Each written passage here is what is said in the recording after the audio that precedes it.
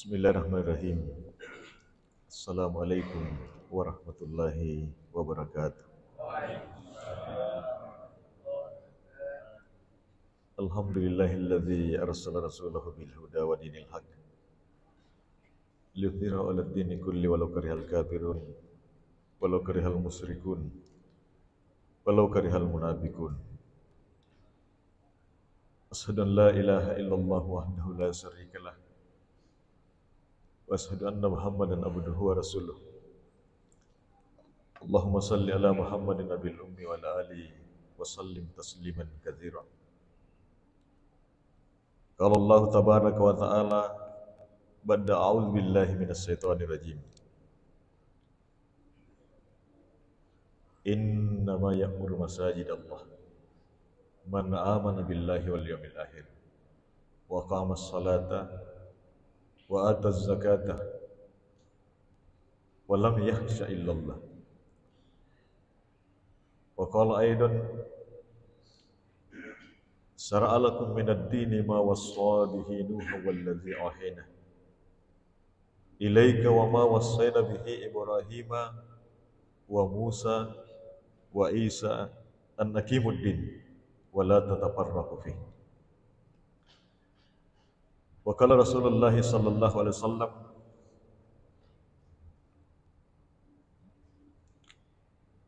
ittaqun nara walau bisikki tamra walau bikalimati thayyibah.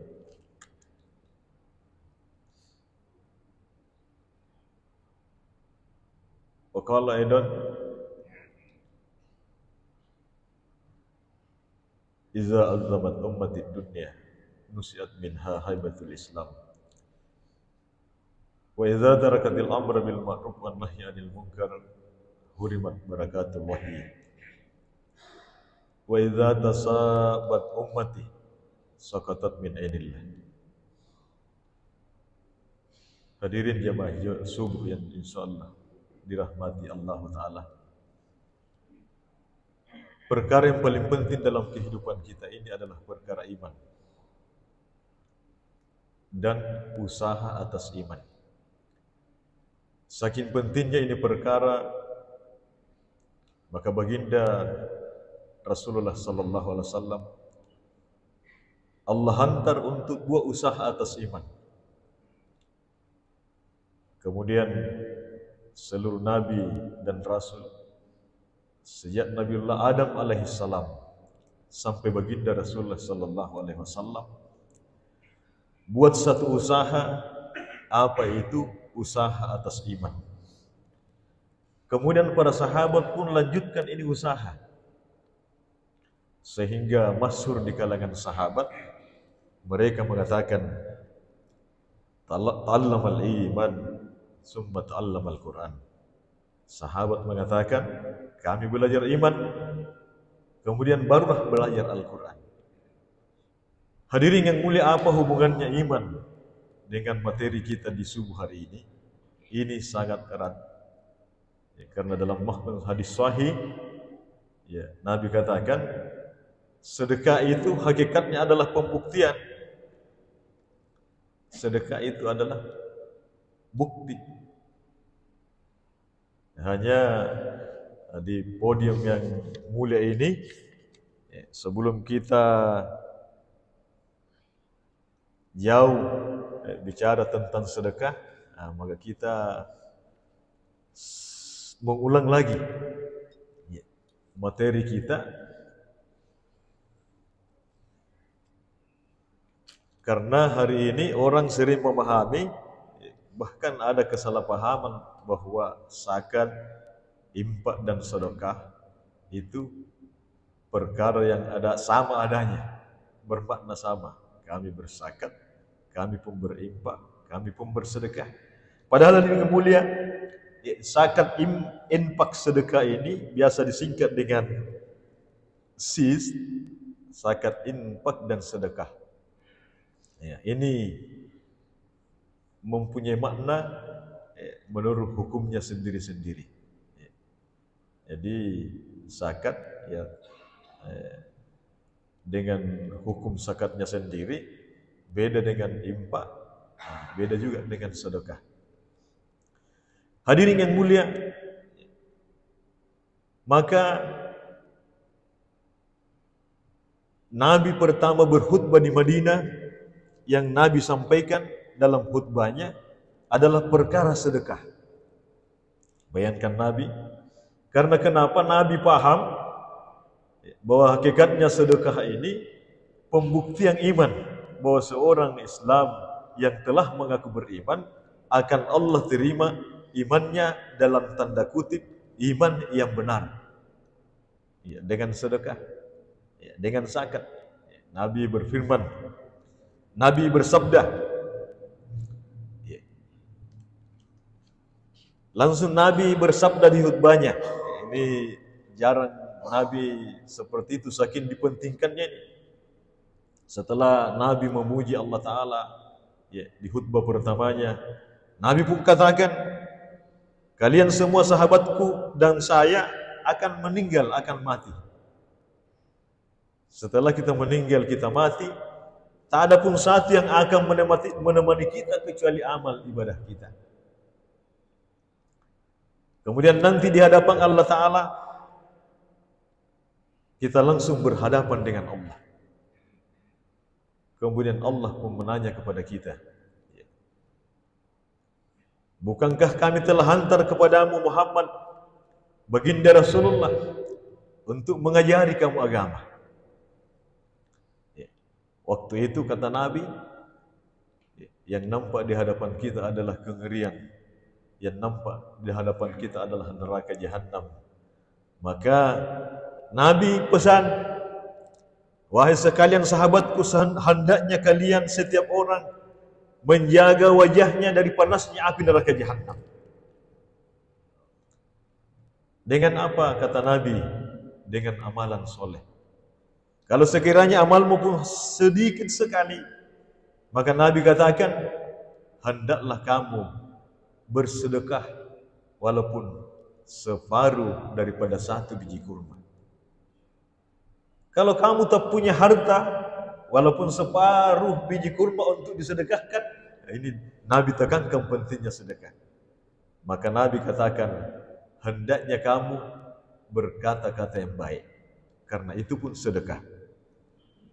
Maka hadirin jemaah subuh yang dimuliakan Allah Ta'ala, maka pantas di hadis sahih yang lain baginda Rasulullah sampaikan, sesungguhnya hakikatnya sedekah itu adalah bukti keimanan. Sedekah itu adalah bukti keimanan.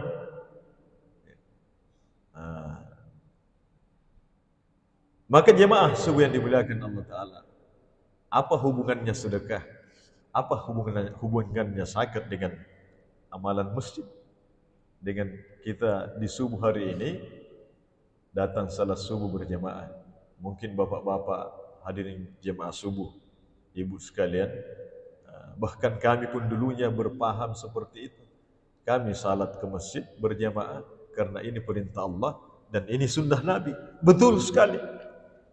Tapi yang perlu kita pahami hadirin yang mulia, bahwa kedatangannya kita salat subuh berjamaah ini, sesungguhnya kita membuat suatu amalan sedekah. Sedekah kepada siapa?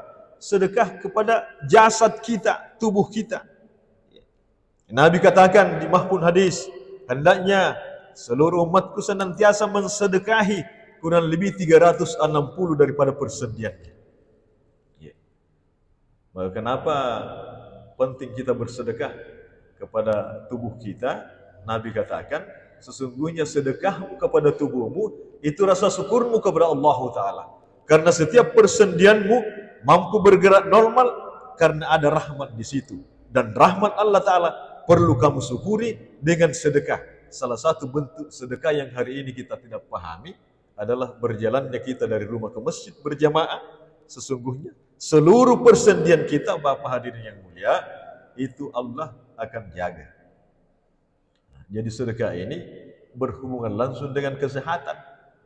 Jadi selama ini kita pahami sedekah itu adalah untuk orang lain, tapi hakikat sesungguhnya sedekah untuk diri kita dulu. Untuk diri kita dulu.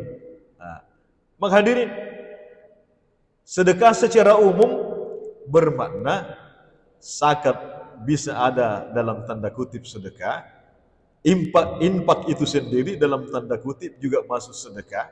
Yang pasti hadirin yang mulia, bahkan non material pun bisa bermakna sedekah. Nabi katakan, kalau kamu tak mampu bersedekah separuh biji kurma, sepotong kurma, lalu hari ini di Ramadan yang mubarak ini, yang berkah ini, ya mungkin setiap hari kita tidak sahih rasanya berbuka puasa kalau tidak ada kurma. Untuk diri kita saja mampu makan kurma bukan 1 biji, 2 biji, tapi berbiji-biji. Dan saya yakin bapak-bapak akan bersedekah kepada orang lain bukan lagi separuh daripada biji kurma. Maknanya apa hadirin yang mulia? Asbab keberkahan sedekah. Hari ini kita rasakan, kita alami keberkahan rezeki yang kita miliki bukan karena banyaknya, tapi karena kecukupannya. Inilah dahsyatnya, keajaibannya daripada sedekah itu. Maka hadirin jemaah yang dimuliakan Allah Ta'ala, ya. Namun yang perlu kita senantiasa ulang-ulang, bahwasanya zakat, infak dan sedekah ini kadang menjadi momok, ya, orang ketakutan, ya. Bahkan kenapa saya katakan seperti ketakutan? Karena banyak orang yang sepertinya berat rasanya bersedekah. Nah, kalau zakat, insya Allah zakat ini secara umum orang pahami, ya, bahwa zakat ini ya perkara yang hukumnya wajib ain, fardu ain. Nah, ini yang harus ditahu. Nah, zakat itu makna umum adalah mensucikan diri, ya, secara khusus mensucikan diri lahir dan batin. Inilah makna zakat yang hakiki, yang sebenarnya. Maka hadirin jemaah subuh yang dimuliakan Allah Ta'ala, ya. Namun yang perlu senantiasa kita pahami, ya, makna zakat menurut terminologi syariah. Nah, kalau secara umum sudah paham, saya berzakat fitrah, saya berzakat mal agar bersih badanku, bersih tubuhku dengan zakat fitrah yang dikeluarkan di bulan Ramadan. Dan saya pun berzakat mal agar bersih hartaku secara lahir. Maka diri yang mulia, maka makna hakiki daripada zakat itu sendiri, setelah kita pahami bahwa zakat ini adalah untuk membersihkan diri kita dan membersihkan harta, adalah wajib diserahkan kepada saudara muslim kita. Dan kewajiban zakat fitrah ini sendiri tidak mengenal apakah dia tua, dia muda, dia kaya, dia miskin, dia tuan ataupun bahkan dia budak sekalipun.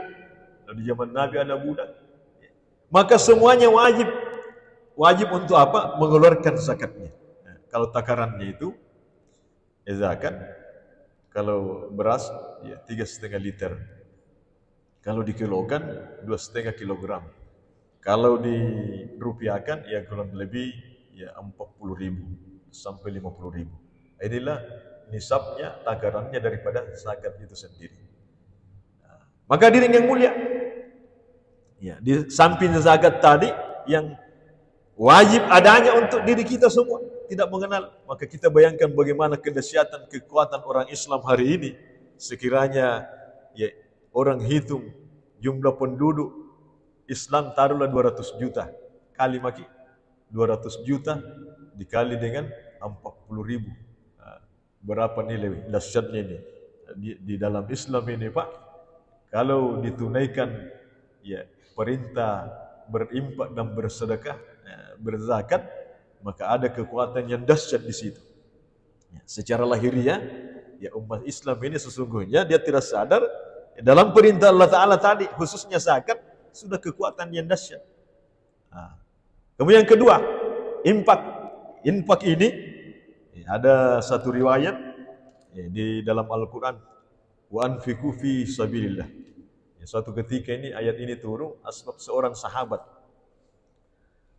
berinfaklah kamu di jalan Allah. Nah, ini yang kedua tentang infak. Seorang sahabat yang datang dari takaza, dari dakwah. Kalau di zaman Nabi di dakwahnya sahabat itu perang. Tapi jangan kita salah paham bahwa ngeri gini kita orang Islam karena kalau dakwah katanya perang. Nah, riwayatnya itu kalau datang dakwah mengajak, kemudian dia bukan menerima ajakan kebaikan daripada Rasulullah dan sahabat, tapi orang-orang kafir malah berbalik menyerang sahabat, maka terjadi di situ peperangan. Jadi bukan kita sebenarnya mulai diajak pada kebaikan, tapi dia tidak mau, bahkan berbalik menyerang sehingga terjadi peperangan. Pulang dari medan perang, maka dia langsung mau kembali ke rumahnya. Seorang sahabat bernama Abdullah Rawaha. Maka Nabi katakan, sesungguhnya sekiranya ya Abdullah kamu langsung ke rumahmu tidak jumpa dengan saya, tidak menyenangkan Nabi ceritanya, ya, maka sesungguhnya kamu dalam kebinasaan. Jadi orang yang di zaman Nabi ini, impaknya sahabat ini jumpa dengan Nabi, ya, jumpa dengan Nabi menyerahkan harta dan dirinya.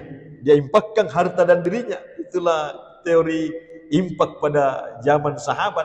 Tapi hadirin yang mulia, ulama pun sepakat, ya, bahwasanya impak ini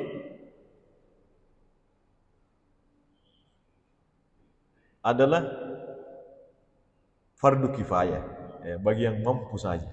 Nah, jadi ada di situ kebijaksanaan. Kalau kita mampu, kita berimpak, impakkan hartamu. Hadirin yang mulia, yang maknanya di mana impak ini berasal dari kata anfaka, bermakna membelanjakan harta atau mengorbankan harta di jalan Allah. Impak.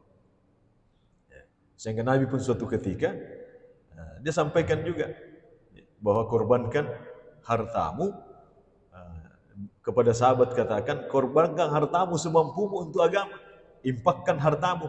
Maka seorang sahabat yang paham, tanpa tedeng aling-aling, sahabat Abu Bakar As-Siddiq radhiyallahu anhu dalam riwayat, maka seluruh hartanya diempatkan untuk apa? Dia impakkan untuk perjuangan agama. Inilah hadirin jemaah subuh di belakang Allah Ta'ala, kita cerita apa maknanya, bahwa bagaimana bahwa kekuatan Islam ini ada dalam kekuatan zakat, impak dan sedekah. Ya. Karena kenapa hadirin yang mulia? Hakikatnya ini, kalau amalan ini kita buat hadirin yang mulia, sesungguhnya untuk apa? Mengamankan derita. Mengamankan derita. Kita tidak sadar membentengi derita. Karena bayangkan Nabi katakan, hendaknya setiap orang, setiap diri menjaga wajahnya dari panasnya api neraka jahanam. Dengan apa? Kalau amalnya tidak mencukupi, maka minimal bersedekah sekalipun separuh biji kurma. Bagaimana dahsyatnya huru-haranya jahanam.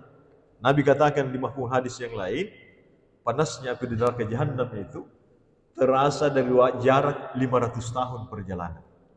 Panasnya, Pak. Maka Nabi menangis sedih. Sedih untuk kita. Sehingga beliau pun katakan, kalau kamu tak punya harta, separuh biji kurma saja. Bahkan kalau kamu pun tidak punya harta walaupun separuh biji kurma, maka kamu bersedekah dengan senyuman. Nah, maka senyuman ini juga sedekah. Berkata-kata baik juga sedekah. Maka dikatakan ulama sepakat, sesungguhnya sedekah itu hukumnya sunnah. Sunnah. Ya. Kalau tadi zakat hukumnya wajib ain, fardu ain, infak juga fardu kifayah bagi yang mampu saja. Tapi khusus sedekah hadirin yang mulia, saking pentingnya ini, ya, menyenangkan hati saudara muslim pun itu sedekah. Dan itu sunnah. Ya, Nabi suatu ketika di hadapan sahabat, dia nasihati anak angkatnya, Anas bin Malik. Anas katakan, saya 10 tahun melayani berkhidmat kepada Rasulullah. Dan Nabi baginda yang mulia tidak pernah sekalipun berkata-kata kasar kepada aku. Bayangkan ke 10 tahun. Padahal kami juga sering pecahkan gelas, pecahkan piring selama menjadi pelayannya Rasulullah. Tapi Anas katakan, tak pernah sekalipun Nabi berkata-kata kasar kepada aku. Padahal saya ini anaknya, anak angkatnya. Siapa juga saya, maksudnya Anas. Tapi Nabi tidak pernah memandang saya sebagai anak angkat ataupun sebagai mantan budak. Coba. Maka Nabi malah menasihati saya, kata Anas. Apa nasihatnya baginda Rasulullah? Ini berhubungan dengan sedekah. Wahai anakku Anas, ya bunayya, ya bunayya, wahai anakku, sekiranya kamu mampu di pagi hari dan sore hari, mampu berkata-kata baik, penampilanmu tidak menyakiti orang. Karena ini kadang jemaah subuh, bapak ibu yang dimuliakan Allah Ta'ala, kadang ini penampilan tapi membuat kadang orang bisa sakit hati. Apakah kita bapak kepada anak, penampilan kita murung, sakit hatinya kadang anak. Di hadapan istri kita, kita berkata kasar, sakit hatinya istri kita. Begitu sebaliknya, seorang ibu istri di hadapan suaminya, bapaknya, anak-anak, dia pun berpenampilan tidak menyenangkan, maka bisa sakit hatinya suami kita. Maka ini perlu hadirin jemaah subuh yang dimuliakan Allah Ta'ala, bahwa Nabi katakan, sekiranya kamu berpenampilan baik, menyenangkan, kamu pun berkata-kata baik, menyenangkan, mampu kamu wahai Anas di pagi hari sampai sore hari, baik, kamu tidak dengki, tidak iri kepada orang, maka lakukan hal itu, karena itulah sunnahku. Jadi asbabun nusulnya itu hadis, man ahya sunnati faqad ahabbani wa man ahabbani kana ma'fil jannah. Itu hadis panjang, itu akhir hadis. Kejadiannya itu keluar hadis tak kala tadi Anas dinasihati oleh baginda Rasulullah sallallahu alaihi wasallam. Barang siapa yang menghidupkan sunnahku, tanda dia cinta kepadaku. Barang siapa yang cinta kepadaku, kata Nabi, maka pasti bersamaku di dalam surga. Awal mulanya nih Pak, jemaah subuh yang dimuliakan Allah Ta'ala, dari tutur kata yang baik, penampilan yang baik. Maka Nabi katakan, kalau kau berpenampilan baik, kau murah senyum, apakah kamu seorang istri kepada suamimu, kau senantiasa menyenangkan suamimu, atau sebaliknya, kamu seorang suami menyenangkan istrinya, maka Nabi katakan, itu sunnahku. Atau seorang bapa senantiasa lemah lembut kepada anaknya, maka itu sunnahku. Atau sebaliknya, seorang anak yang senantiasa menyenangkan bapaknya, maka itulah sunnahku, kata Nabi. Barang siapa yang menghidupkan sunnahku, tanda dia cinta kepada aku, dan barang siapa yang cinta kepada aku, maka pasti bersamaku di dalam surga. Jadi ini kedahsyatan daripada tadi keajaiban daripada sedekah. Jadi mudah, semua orang bisa bersedekah. Kalau berinfak, tidak semua orang bisa. Nah, begitupun mungkin zakat ini wajib. Semua wajib mengeluarkan untuk kebersihan dirinya dan kebersihan hartanya. Maka hadirin jemaah subuh yang dimuliakan Allah Ta'ala, apa hubungannya ini infak, zakat dan sedekah dengan masjid? Maka masjid ini perlu dimakmurkan. Dimakmurkan. Innama ya'muru masajid Allah. Sesungguhnya hanyalah orang yang memakmurkan masjid-masjid Allah. Tadi itu bapak bersedekah kepada tubuhnya, persendian kita kurang lebih 360 persendian, yaitu dengan zikir kita dari masjid, dari rumah ke masjid bolak-balik tiap hari 5 waktu. Maka kita tidak sadar di situ kita sehatkan diri kita sendiri. Jadi kedahsyatan daripada sedekah ini di dunia sudah kita rasakan, lebih-lebih nanti di akhirat Allah Ta'ala akan jauhkan kita dari neraka Jahannam. Bahkan ada sedekah yang hari ini kita sering buat tapi kita tidak paham bahwa itu sedekah. Suatu ketika baginda Rasulullah beriktikaf dengan sepupunya Abdullah bin Abbas. Tiba-tiba ada orang datang minta tolong. Maka Abdullah keluar menyenangkan hati saudaranya. Menolong, menyenangkan, itu sama dengan sedekah. Karena sedekah teorinya sepakat ulama bahwa bukan saja dengan materi, tapi dengan sikap pun kita sedekah. Maka keluar Abdullah bin Abbas. Waktu dia keluar menunaikan hajat saudaranya karena ada satu keperluan, maka apa Nabi katakan? Sesungguhnya kerjanya tadi Abdullah bin Abbas, Ibnu Abbas menyenangkan saudara muslimnya lebih baik daripada iktikaf 10 tahun. Nah, hadirin jemaah subuh yang dimuliakan Allah Ta'ala, ini dahsyatnya sedekah. Sementara iktikaf 1 malam saja di masjid, Bapak usahakan setiap ke masjid doa sebelum masuk masjid. Nawaitul i'tikafa fi hadzal majlis sunnatan lillahi ta'ala. Saya berniat i'tikaf di dalam masjid sunnah lillahi ta'ala. Kalau maghrib sebelum buka puasa kita datang, tunggu sampai isya. Apa nilai i'tikaf pada saat itu? Nabi katakan dijauhkan dari jahanam sejauh 3 farid. Nah, tadi kalau sebelum subuh kita niat i'tikaf, saya berniat i'tikaf di masjid sebelum subuh sampai masuk isyraq lillahi ta'ala, maka nilai i'tikaf ini dijauhkan dari jahanam. 3 farid. Jarak antara 1 farid dengan farid berikutnya jauhnya antara langit dengan bumi. Ini dahsyatnya i'tikaf.